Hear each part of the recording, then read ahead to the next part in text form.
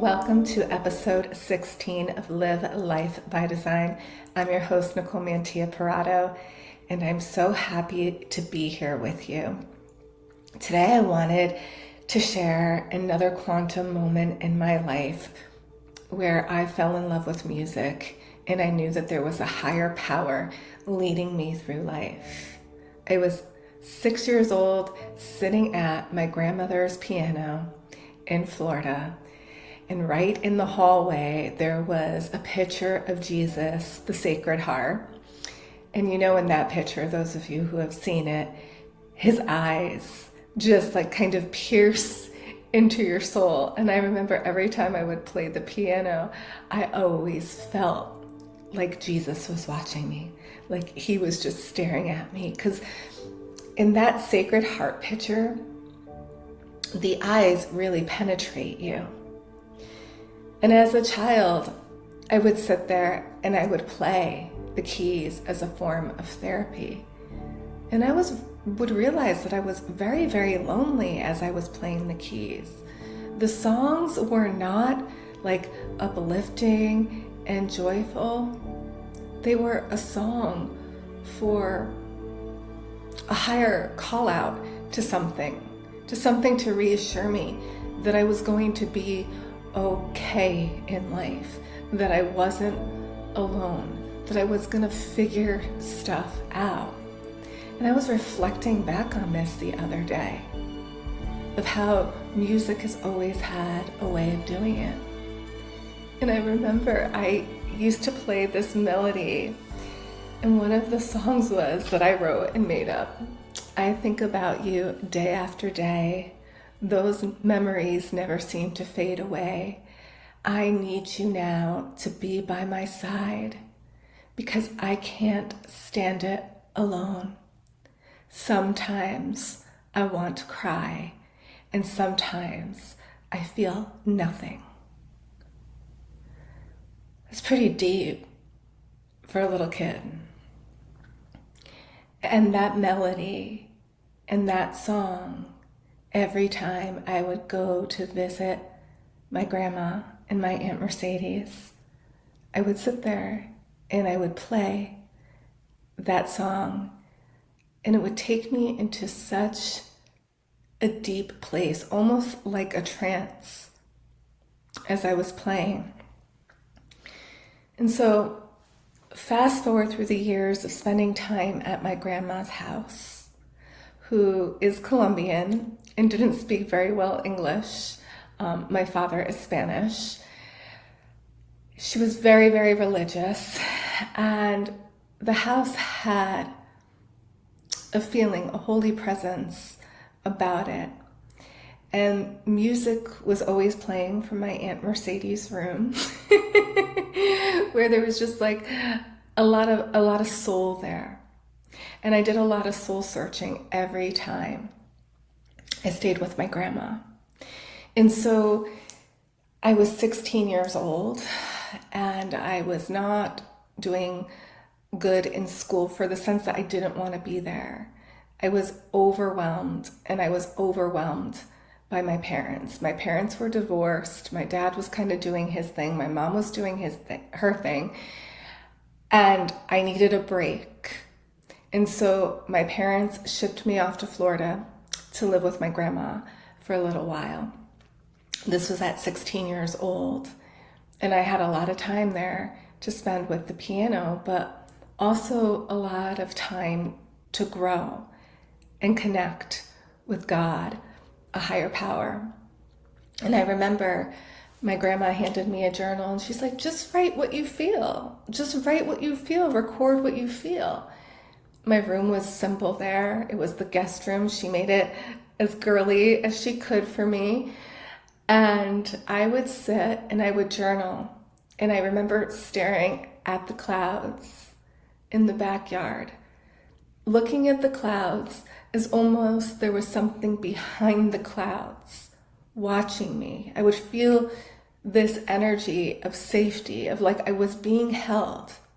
And I would start to write in the journal, Dear God,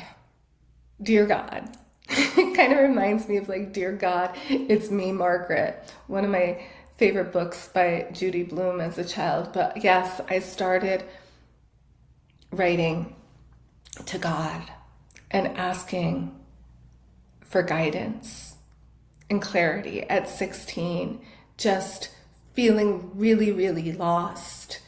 My parents' divorce really impacted me as a child. My father had full custody of us. And he was raising 3 girls. And I really craved that source of nourishment from a mother figure at a certain age when my mom, left the house.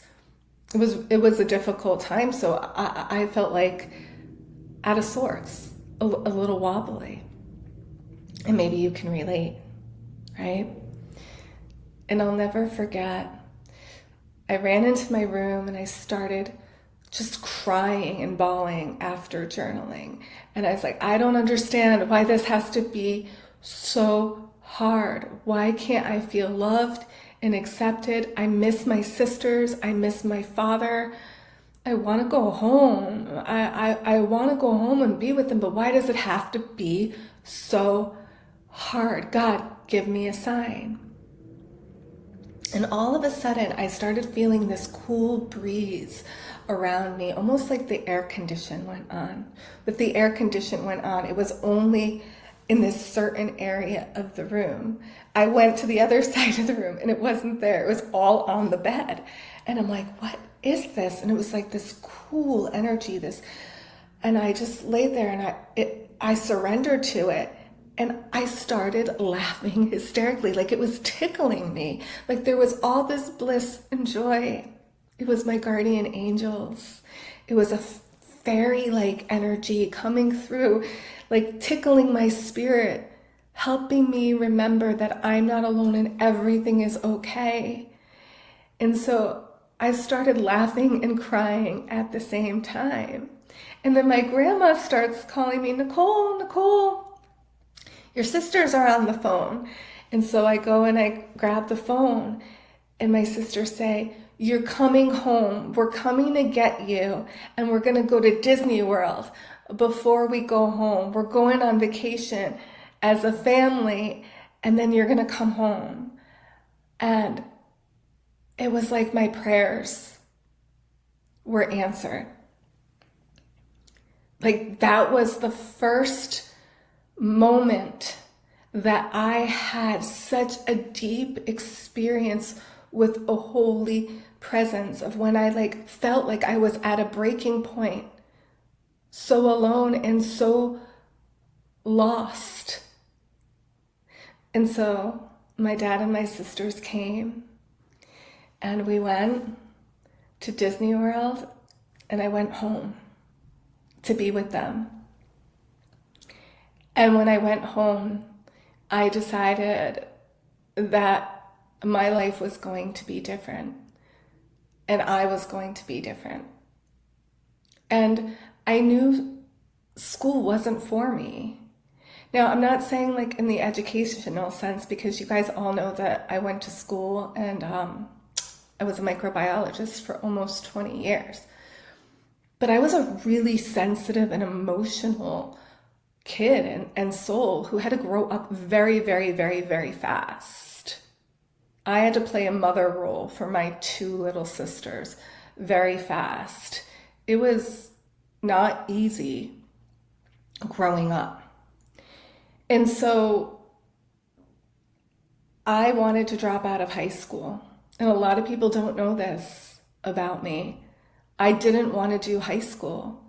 I was skipping classes.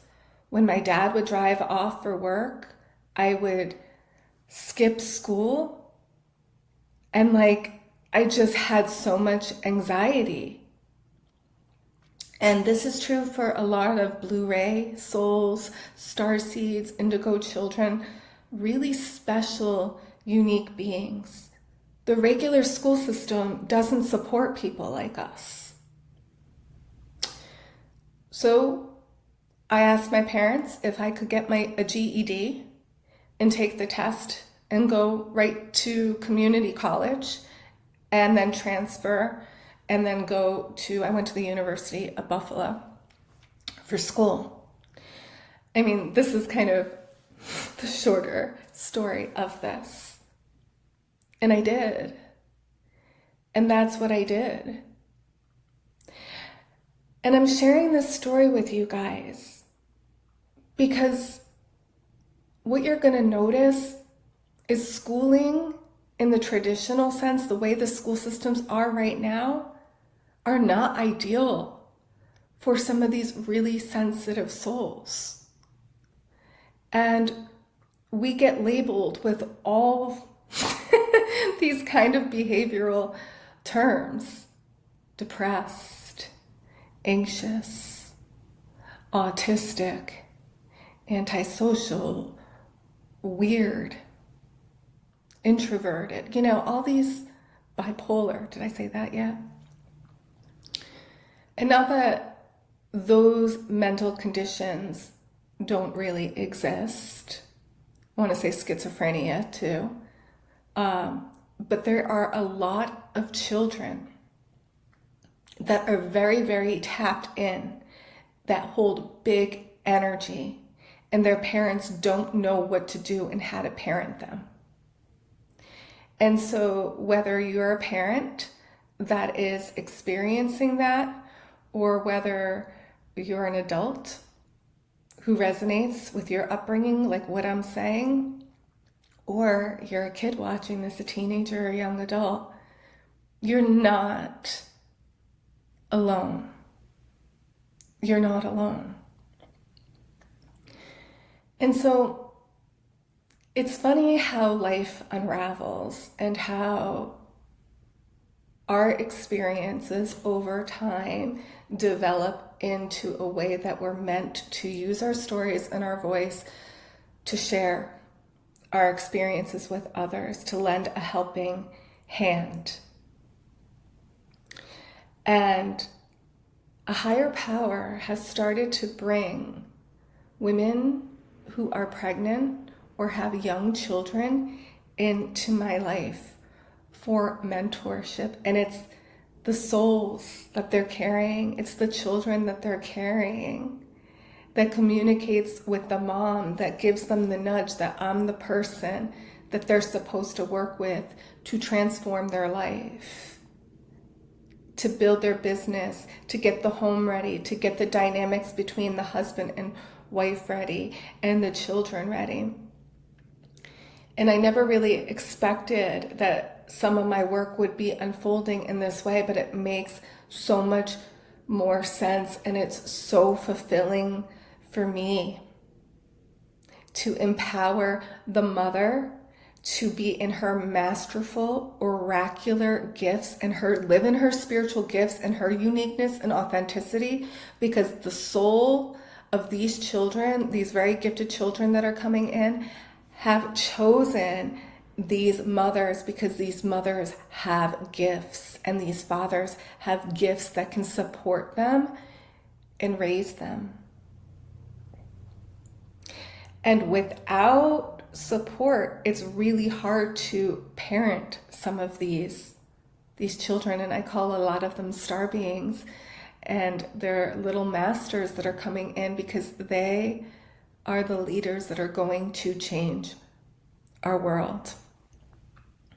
And they're going to require a whole new kind of parenting and different kinds of school systems, diet, energy in the home, more time outside. And so I say this because the 9-to-5 paradigm workplace structure doesn't really work for families that are having these children, that are raising these children, or that are pregnant and carrying these children. So a lot of the work that I do is, I'm helping these women get their energy right, work with their spiritual gifts, start to build energy around a business that wants to be birthed from them so that they can start to transition out of their job eventually, gracefully, so It is more easeful on their nervous system.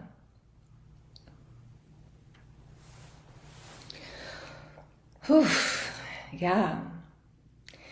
So if you are a woman right now and you're a highly sensitive soul and you struggle with boundaries, your family, relationships, your sensitivity, and you need to increase your emotional intelligence and feel safe and grounded in your body, my Reclaim program is for you, especially if you are pregnant or you are planning on getting pregnant too. This is just like a whole level of ancestral healing and shamanic healing that you can do to clear your vessel, to get the energy right in your life and in your relationships, to prepare for something bigger.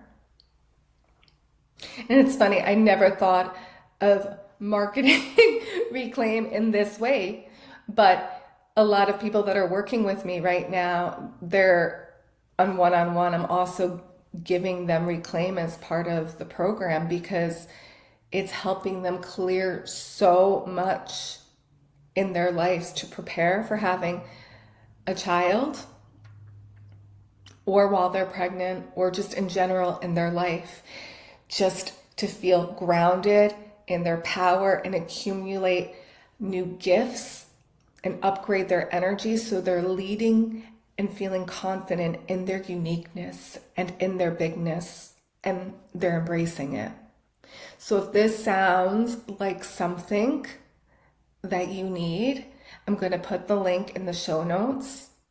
You can explore the testimonials. You can watch the videos. There's even an inside glimpse. This is like cutting edge. There's everything in there, from breath work to movement to becoming an intuitive detective of your body, to working with your pancreas and your liver, to giving yourself biological system health upgrades. And so many shamanic journeys and ancestral healing and mantras. That's a beautiful thing right now, I want to say, is that like mantras are vibratory scripts. Ancient mantras are medicine. And you used to have to go through initiations and see someone, a high priestess or a high priest, that would be like, here is a mantra for you. This is very sacred. This is the ancient science of very sacred. Be careful when you chant this, because it will liberate you from your samskaras, from karma, from heavy densities. It will free you. And while you're going through that process, you will feel the burn, the transformation, the fire of transformation. Your body will alchemize so much pain and suffering. And so I assign mantras. There's 2 different ones because it's a 9-week program. You do them both for a little over 4 weeks each. And I teach you all about it and how to do it. It's really going to teach you how to be an embodied, high frequency, grounded being in your power. And we need that right now. We need that. You to be anchored in your body and a pillar of light. So I want to just leave us today with a little bit of an energy upgrade to seal this up. So just go ahead and close your eyes and let that draw you into your heart space. And I invite you to call forth your ancestors and your star lineage. And those of you who are part of the rose lineage, you'll feel this activation in your womb space. E la soto korea matiti o ko soto rea machataria ki. Release. Onaku soro masha a karai a. Open. Shomaka ka saidia om. Clear. The choice is up to you to change your life. Ara sotoria itia o koreo u aia I. You know deep in your heart the changes you need to make. O no soria itia om. Don't be scared. Ayata itia o sokoshkimea itia o. You signed up for this. Inasokoia naitia o yai. You are never alone. Inasataitia om. Beloved, you are surrounded. Feel it. Feel the holy presence coming in. O naisikia o itia o. Release the burdens from your chest, your womb, your head. Enakuku ke aia o yai. Deep breath in. It's safe to let go. It's safe to seek support. And it's safe to say no. It's safe to say no for the things that you really don't want to do and the things that no longer align with you. It's actually the most liberating thing that you can do is to use the word no more. If something doesn't feel right, give yourself permission to say no.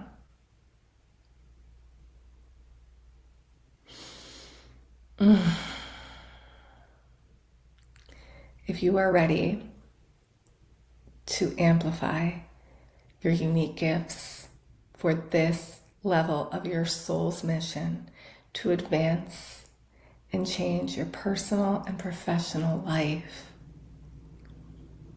take a look at my work. Apply to work with me. You can go on the waiting list. Right now, I only have one more spot left. And just put your name on there and I'll put you on the waiting list. And if that spot is yours, it will open up for you. But this is the time for you to rise. And you have to trust yourself to say yes to where your soul's calling you and no to the things that no longer work for you. I hope you find gems and richness in my story. This is the first time I've ever shared that publicly, and it feels really liberating. May we all rise together. Have a beautiful, beautiful now. Share this out with anyone that you think would resonate. And like and subscribe. Yeah. Have a beautiful day.